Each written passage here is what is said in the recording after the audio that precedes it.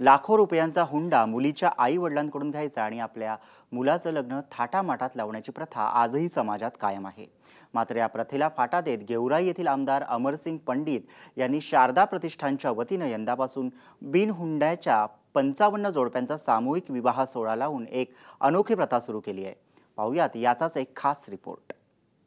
बीड जिल्ह्यातील गेवराई तालुक्यातील गडी इथं दरवर्षीप्रमाणे यंदाही शारदा प्रतिष्ठानच्या वतीने सामूहिक विवाह सोहळ्याचे आयोजन करण्यात आलं होतं। विद्युत रोषणाई आणि मोठ्या थाटामाटात हा विवाह सोहळा पार पडला। या सोहळ्यात दुष्काळी भागातील गरीब कुटुंबातील 55 जोडप्यांचा विवाह लावण्यात आला। यावेळी वधूवरांनी हुंडा प्रथेला फाटा देत एक नवा आदर्श इतरांसमोर घालून दिला। सामुदायिक विवाह खूप छान आहे। त्याच्यामध्ये हुंडा देणे नाही आणि घेणे पण नाही। त्याच्यामुळे इथं खूप सर्व सुंदर आहे। त्याच्यामुळे सर्वांनी या विवाह सोहळ्यामध्ये सामील व्हायला पाहिजे। हुंडा घेतलाही नाही पाहिजे, हुंडा दिलाही नाही पाहिजे, हे बंद व्हायला पाहिजे। शारदा प्रतिष्ठानचा हा उपक्रम गेली 19 वर्ष झाले या गेवराई तालुक्यामध्ये चालू आहे आणि आदरणीय अमरसिंग पंडित साहेबांच्या वतीने हा विवाह दरवर्षी लाखोच्या संख्येने पार पडत आहे।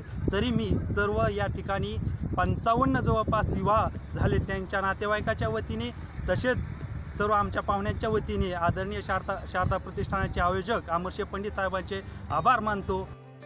या मोहिमेमुळे सामूहिक विवाहाच्या चळवळीला मोठं यश मिळाल्याचं शारदा प्रतिष्ठानचे संयोजक तथा आमदार अमरसिंग पंडित यांनी सांगितलं। तसंच हुंडा प्रथा बंद होत असल्यामुळे कोणत्याही मुलीवर आत्महत्येची वेळ येणार नाही अशी भावना देखील या निमित्तानं अनेक नववधूंनी बोलून दाखवली।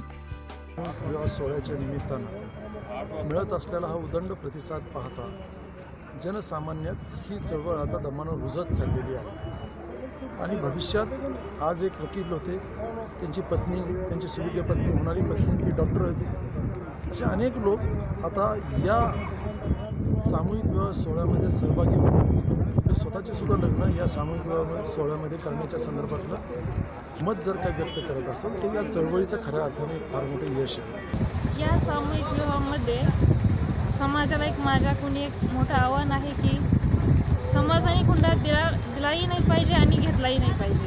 हा जर हुंडा वगैरे बंद झालं तर मुलींवर जे अत्याचार होतात ते बंद होतील। ह्या ज्या मुली आत्महत्या करतात ते संपूर्ण बंद होईल। दुष्काळी बीड जिल्ह्यातल्या गेवराईच्या बिनहुंड्याच्या सामूहिक विवाह सोहळ्यामुळे लाखो रुपयांचा खर्च वाचलाय।